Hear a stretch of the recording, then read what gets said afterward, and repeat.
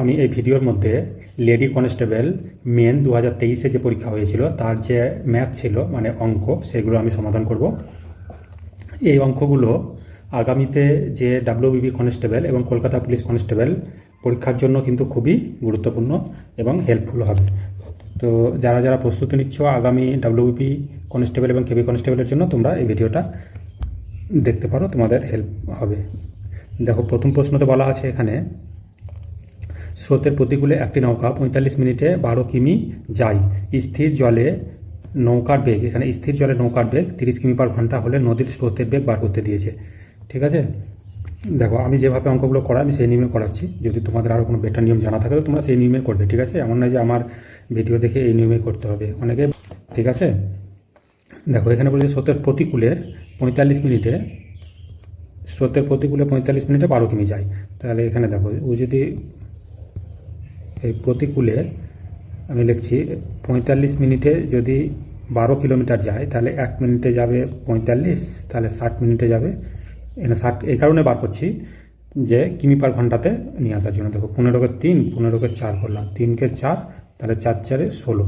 তাহলে এখানে দেখতে পাচ্ছি যে এটা 16 কিমি পার ঘন্টা। এটা কি পেলাম? প্রতিকূলের গতিবেগ পেলাম। আর স্থির জলে নৌকার গতিবেগ দেওয়া আছে, স্থির জলে নৌকার গতিবেগ দেওয়া আছে।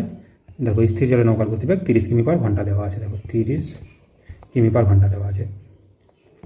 তাহলে প্রতিকূলে দেওয়া আছে আর স্থির জলে দেওয়া আছে। এর যে ডিফারেন্স আছে সেটা তো স্রোতের বেগ আছে, স্রোতের বেগ বার করতে পেরেছে। তাহলে এদের ডিফারেন্সটা দেখো, ডিফারেন্স কত আছে? 30 থেকে যদি 16 বাদ দাও তাহলে কত থাকবে? 30 থেকে 16 বাদ দিলে ডিফারেন্স করলে কত? 14। এটাই স্রোতের বেগ। 30-এর সাথে যখন আবার এই 14 যোগ করবো তখন আমরা কী পাবো? অনুকূলের বেগ পাবো, অনুকূলের বেগ পাবো। এই 30-এর সঙ্গে যখন আবার 14 যোগ করব তখন অনুকূলের বেগ পাবো। আশা করি এই অঙ্কটা বুঝতে পেরেছ। এই অঙ্কটা দেখো, বলছে এক ব্যক্তি একটি টিভি 10% ক্ষতিতে বিক্রি করলো। যদি আরও 5,600 টাকা বেশি দামে বিক্রি করতো তবে তার 18% লাভ হতো। দ্রব্যটি 20% লাভে বিক্রয় করলে বিক্রয় মূল্য কত হবে? ঠিক আছে, দেখো এক ব্যক্তি, এক মিনিট, ঠিক আছে, দেখো দ্রব্যটি বিক্রি করছে কত? 10% লসে, -10% লসে। কিন্তু সে যদি 5600 টাকা বেশি দামে বিক্রি করতো তখন তার 18%, এখানে বলা আছে দেখো 18% লাভ হতো। 18% লাভ মানে +18 করলাম। তাহলে এদের ডিফারেন্স কত? এদের ডিফারেন্স দেখো এই 28%। ঠিক আছে, কখন হতো? যখন এই টাকাটা 5600, ঠিক আছে, 5600 টাকা বেশি দামে বিক্রি করলে 10% লস থেকে 18% লাভ হতো। তাহলে 28% মানে এটা পাবো। তাহলে দেখো 28 দুগুণে 56, তাহলে 1% ভ্যালু আমি কত পেলাম? 200 টাকা পেলাম। তাহলে 20% লাভে বিক্রি করতে, তাহলে 100-র ভ্যালু কত পাবো আমি?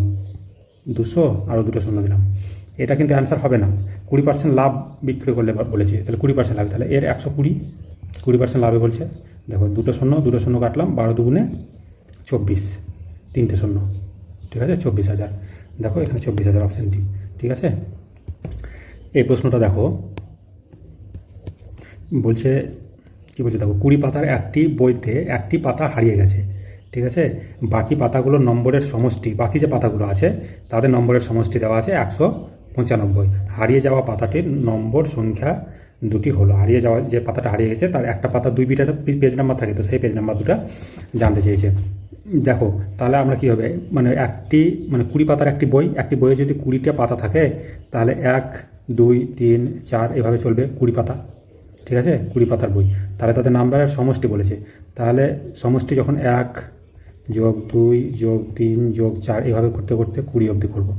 ঠিক আছে, তাহলে যদি আমি ভাবছি যে কোনো পেজ হারায়নি, সম্পূর্ণ পেজের যোগফল কত হবে? সম্পূর্ণ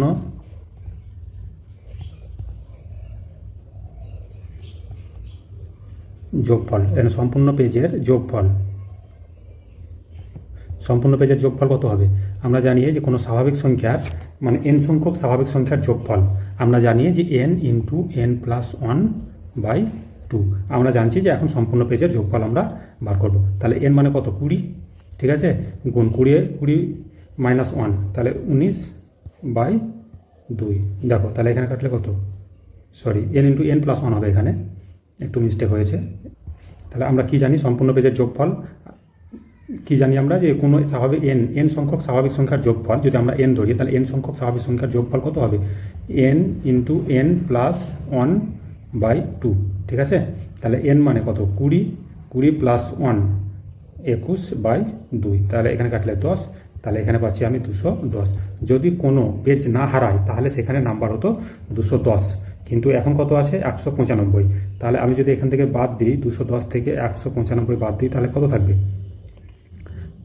5 10 9 10 10 আছে কয় 11 1 11 হাতের মিলিয়ে, তাহলে কত? যে পেজ দুটো হারিয়েছে তাদের যোগফল কত? 15। তাহলে এখানে যে অপশানগুলো দেওয়া আছে এখানে আমরা দেখব যে কোন অপশান দুটো মিলে এই 15 হয়, ঠিক আছে? যে দুটো পেজ হারিয়েছে, ঠিক আছে, যে একটা পেজ হারিয়েছে সেই একটা পেজের দুই সাইডে যে নাম্বার সেই দুটো যোগ করলে 15 হবে। তাহলে দেখো 9 আর 10 19, এটা হবে না। 8 7 15, হ্যাঁ এটা দেখতে পাচ্ছি। 5 আর 6 11 হবে না। এটা কত হবে? 23 হবে না। তাহলে একটাই অ্যান্সার, 7 আর 8 15 হচ্ছে, ঠিক আছে? আশা করি তোমরা এটা বুঝতে পেরেছো। এই অঙ্কটা দেখো, 60 জনের একটি বিভাগে বালিকার সংখ্যা বালকদের দ্বিগুণ, ঠিক আছে? তাহলে এখানে গার্লস আর বয়েজ লিখতে হবে। তাহলে এরা যদি এক হয় তাহলে এরা হবে 2, দ্বিগুণ বলেছে, ঠিক আছে? রামের স্থান ওপর দিক থেকে 17তম। রাম হচ্ছে একটা বয়, ঠিক আছে? টোটাল কতজন আছে? 60 জন। তাহলে এখানে কত দেখছি? 2 আর 1 3, 3-এর মান যদি 60 হয় তাহলে 1-এর মান কত? 20। তাহলে বয়েজ কতজন আছে? 20 জন। তাহলে গার্লস কত থাকবে? 40 জন আছে। এটা হচ্ছে 60-এ, তাদের ভাগ করেছি, ঠিক আছে? এবার দেখো রাম একজন কিন্তু বয়, তাহলে রামের স্থান ওপর দিক থেকে 17তম। আমি এটা দেখছি টপ আর এটা দেখছি লোয়ার। রামের স্থান এই ওপর দিক থেকে কিন্তু এখানে 17তম রাম, ঠিক আছে? যদি রামের আগে 9 জন বালিকা থাকে, রামের আগে এদিকে 9 জন কি আছে? 9 জন কি আছে? গার্ল আছে। তাহলে রামের এর যদি স্থান 17তম হয় তাহলে এর আগে কতজন আছে? 16 জন আছে, ঠিক আছে? 16-র মধ্যে 9 জন যদি বালিকা হয় তাহলে বালক কতজন আছে? 16 থেকে 9 বাদ দাও। 16 থেকে 9 বাদ দিলে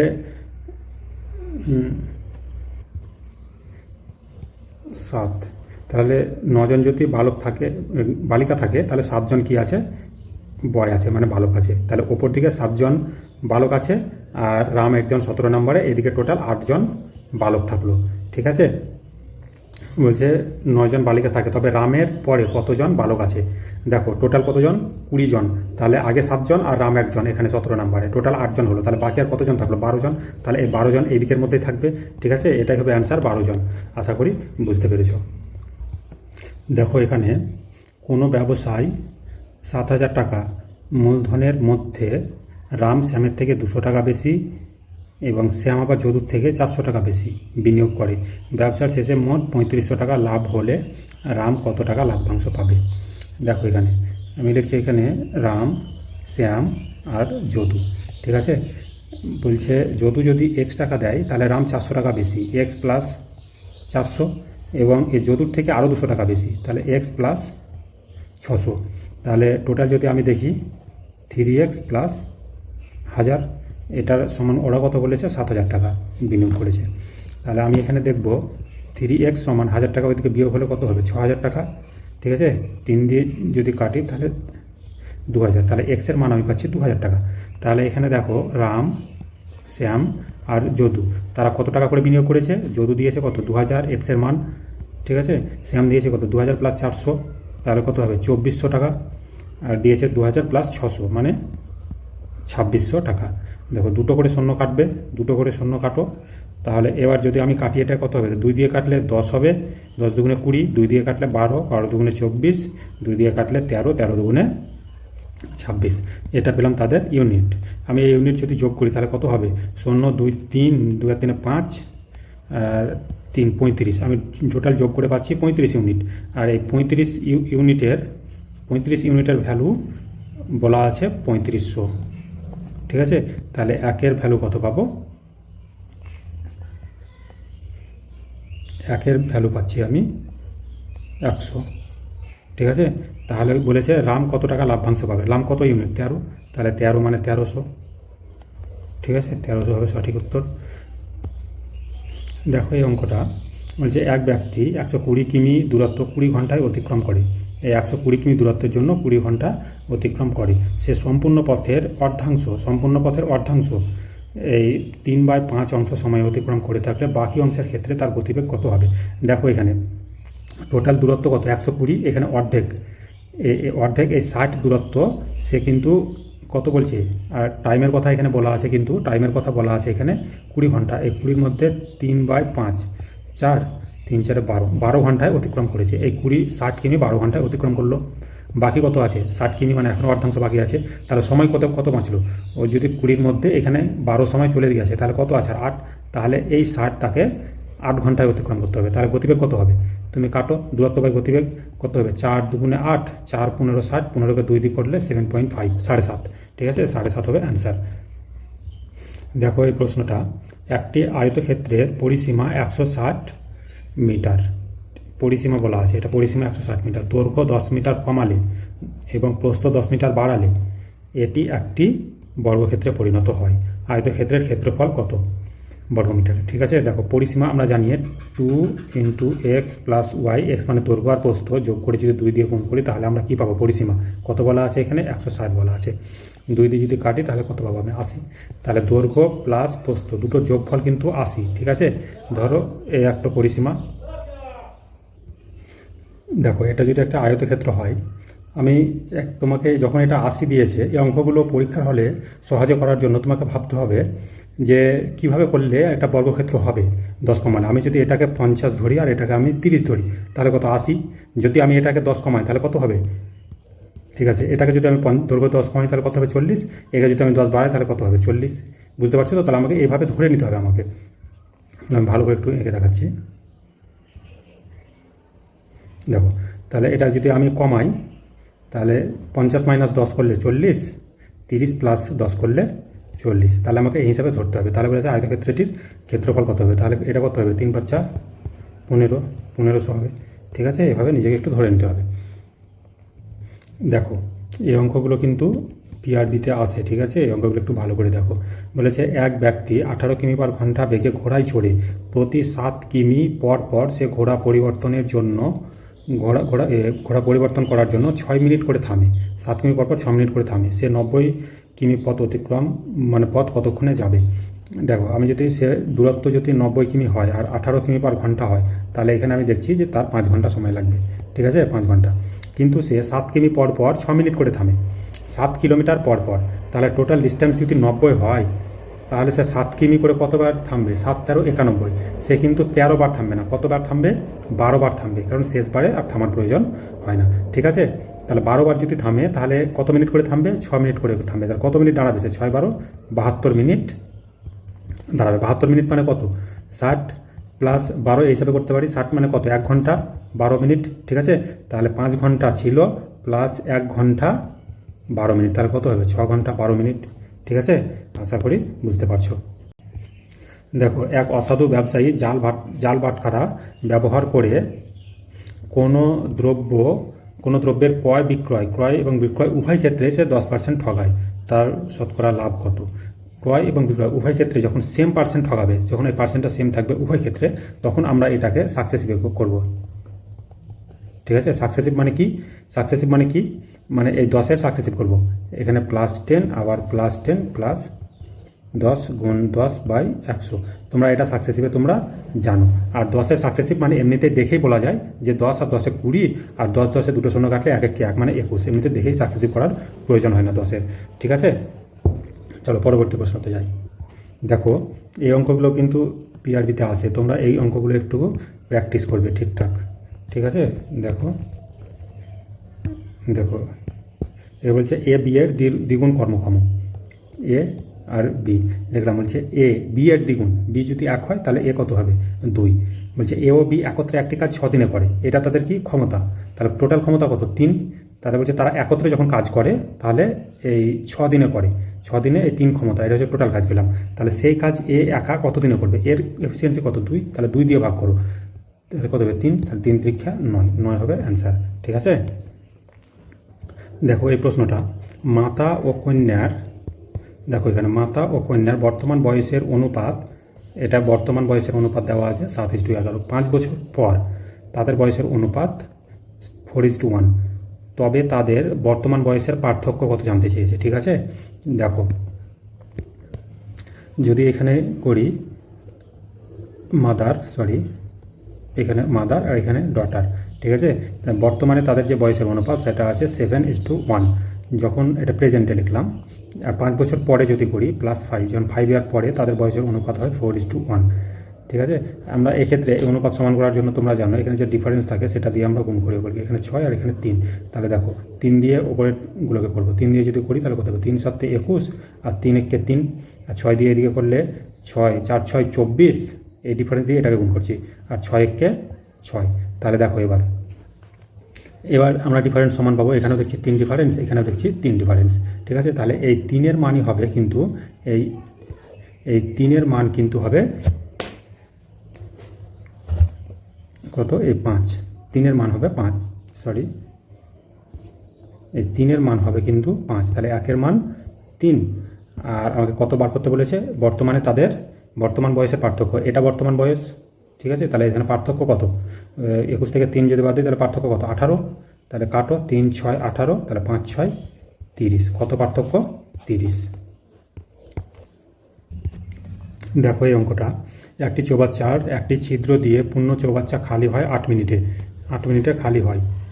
বলছে একটি নল দিয়ে প্রতি মিনিটে 5 লিটার জল বেরিয়ে চৌবাচ্চায় প্রবেশ করে, ঠিক আছে। একটি নল দিয়ে 5 লিটার করে জল চৌবাচ্চায় প্রবেশ করে। চৌবাচ্চাটি সম্পূর্ণ ভর্তি হতে 24 মিনিট সময় লাগে। চৌবাচ্চাটি কত লিটার জল ধরে।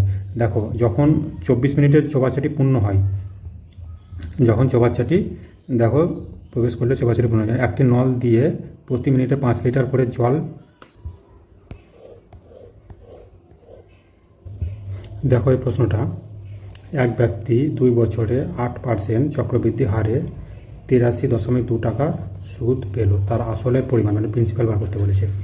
যখন 2 বছরে এই 8% বলেছে, তা 8% চক্রবৃদ্ধি, তাহলে 8% 2 বছর, তাহলে 2 ইয়ার্সের আমরা যদি সাকসেসিভ করে দেখি তাহলে কি হবে, 8 8 16 + 8 8 64, 16.64 এটা হবে সুদ, ঠিক আছে। তোমরা যদি না জানো তাহলে আমি তোমাদেরকে দেখাচ্ছি 2 বছরের কম্পাউন্ড ইন্টারেস্ট 8% হলে কী করে বার করে।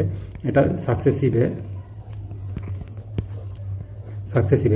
এরকমভাবে তুমি করবে, +8 + 8 + 8 × 8/100, ঠিক আছে। 8 8 16 প্লাস এখানে তুমি 8 8 64, ঠিক আছে, বাই 100 মানে কি 0.64, তাহলে 16.64 সমান 16.64, এটা হবে তাদের ইন্টারেস্ট।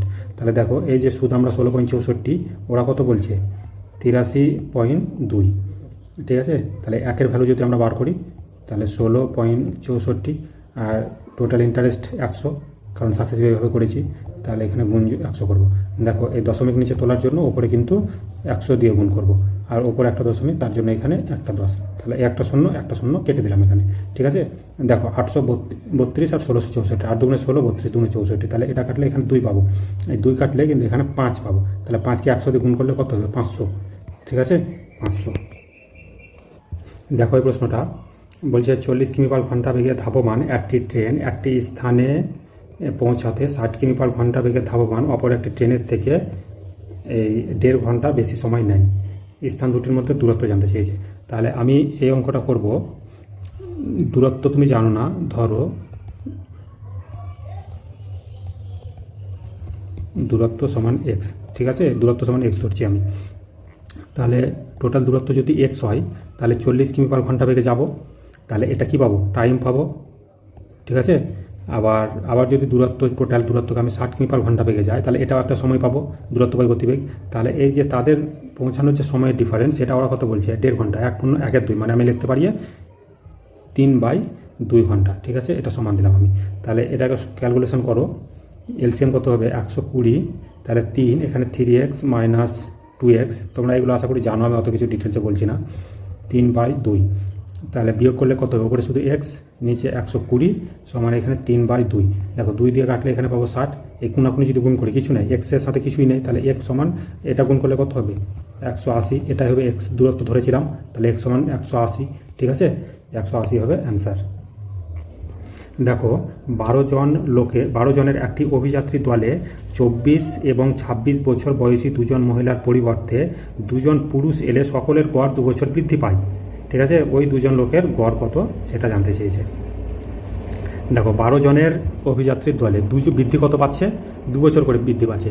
তাহলে মোট কত, মানে 12 জনের যদি 2 বছর করে বৃদ্ধি পায় তাহলে টোটাল কত বৃদ্ধি পেলো? 12 দুগুণে 24 বৃদ্ধি পেলো, ঠিক আছে। আর তাদের যা বয়স ছিল তা তো তাদের বয়স, ঠিক আছে, কত 24 যোগ 26 আর বৃদ্ধি পেলো কত 24, তাহলে টোটাল এখানে আবার 24। এই টোটাল যোগ করলে তাদের দুজন লোকের মোট বয়স পাবো, ঠিক আছে। দেখো 10 14 4 হাতে 1, তার 3 দুগুণে 6 আর 1 7, কত পেলাম আমি? 74 বছর। এটা কি পেলাম? 74 তাদের মোট বয়স। এর গড় বার করার জন্য 2 দিয়ে ভাগ করব, তাহলে কত হবে? 3 দুগুণে 6, 7 দুগুণে 14, 37। অ্যান্সার 37, ঠিক আছে। এটা হচ্ছে গড়। দেখো দেখো এই প্রশ্নতে বলছে কোনো পরীক্ষায় 85% ইংরেজিতে এবং 80% অঙ্কে পাস করেছে, এটা পাসের হার, ঠিক আছে। যদি 10% উভয় বিষয়ে ফেল করে, এটা কিন্তু ফেল, তবে শতকরা কতজন উভয় বিষয়ে পাস করেছে? দেখো এখানে কি বলছে, ইংরেজিতে এখানে যেহেতু ফেল করার বলেছে আমাকে সব পার্সেন্টে একই ফেলে করতে হবে তাহলে, ঠিক আছে। অথবা পাস, যদি আমি পাস হিসাবে ধরি তাহলে এটাকে 90% পাস হিসেবে আমাকে ধরতে হবে। তাহলে দেখো ফেলের পার্সেন্টেজটা ছোটো আছে, তো আমি ফেলে করছি। আমি প্রথমে লিখছি এই ইংলিশে ফেল কত পার্সেন্ট করেছে? 85% যদি পাস করে তাহলে ফেল করেছে কত? 15%, ঠিক আছে। তারপরে অঙ্কতে এই ম্যাথে কত ফেল? 80% পাস করেছে, তাহলে ফেল করেছে নিশ্চয়ই 20%, ঠিক আছে। তাহলে টোটাল আমি যদি দেখি তাহলে যোগ করলে কত পাবো? 5 3 35% ফেল, কিন্তু ওরা কত বলছে? উভয় বিষয়ে কত? 10% ফেল। তাহলে উভয় বিষয়ে 10%, যখন উভয় বিষয়ে যেটা বলবে সেটা কিন্তু এর মধ্যে ইনক্লুড আছেই, কারণ দুটো সেপারেট আছে। উভয় বিষয় মানে কি? এর মধ্যেই, তার জন্য এই 10%কে আমাকে বিয়োগ করতে হবে। তাহলে কত পাবো? 25%, ঠিক আছে। 25% উভয় বিষয়ে ফেল। তাহলে কি প্রশ্নতে কি জানতে চেয়েছে? তবে শতকরা কতজন উভয় বিষয়ে পাস করেছে? 25% যদি ফেল করে তাহলে নিশ্চয় উভয় বিষয়ে 75% কী হবে? পাস হবে, ঠিক আছে। উভয় বিষয়ে এটা যদি ফেল হয়, উভয় বিষয়ে যদি এটা ফেল হয় তাহলে এটা উভয় বিষয়ে পাস, ঠিক আছে। এটা অ্যান্সার। দেখো এই প্রশ্নটা, এক ব্যক্তি কোনো ব্যাংকে 8% হারে 4 বছরের জন্য দুটি ভিন্ন অর্থ রেখে দেখেছে যে মেয়াদের শেষে সুদের পার্থক্য 160 টাকা হয়েছে। আসলের পার্থক্য কত টাকা? দেখো এখানে আসল কিন্তু জানা নেই, ঠিক আছে। তুমি দুটো আসল তুমি তোমার মতো করে ধরো, ঠিক আছে। আমি একটা আসল ধরলাম 100, অপর আর একটা পি আমি প্রিন্সিপাল ধরলাম, ঠিক আছে, 200। তাহলে এখানে 100 আর 200 এদের ডিফারেন্স কত? 100, এটা কি ডিফারেন্স, মানে পার্থক্য 100 টাকা। এবার তুমি দেখো, মানে বেশি টাকা ধরো তুমি এই যে 200 টাকা, ঠিক আছে, 8% হারে 4 বছরের জন্য বা 100 একটা সুদ। আবার এই 100 টাকা 8% হারে 4 বছরের জন্য বা 100, এটা একটা সুদ। আর এই সুদের পার্থক্য বলা আছে কিন্তু 160 টাকা, 160। তুমি ক্যালকুলেশন করো, এখানে 2 0 0 কাটছি, 4 8 32 দুগুণে 64 মাইনাস 0 0 0 0 কাটলাম, 4 8 কত 32 সমান কত হচ্ছে 160। তুমি যদি এর ডিফারেন্স করো তাহলে কত থাকবে? এখানে 64 থেকে 32 বাদ দিলে কত? 32 সমান কিন্তু 160 হবে এখানে। দেখো আর তুমি যদি কাটো তাহলে এখানে হবে 16 10 16 2, তাহলে 2 কাটলে এখানে 5, তাহলে মানে একের মান এখানে আমি পাচ্ছি 5, ঠিক আছে। একের ভ্যালু যদি 5 হয় তাহলে ডিফারেন্স তুমি কত পেয়েছিলে? 100 ডিফারেন্স ধরেছিলে, তাহলে 100-র মানে কত হবে? 500, ঠিক আছে। এটা হবে অ্যান্সার। দেখো এখানে 500টাই হবে অ্যান্সার, ঠিক আছে। Thank you for watching. যদি ভিডিওটা ভালো লাগে তাহলে একটা লাইক অবশ্যই করো।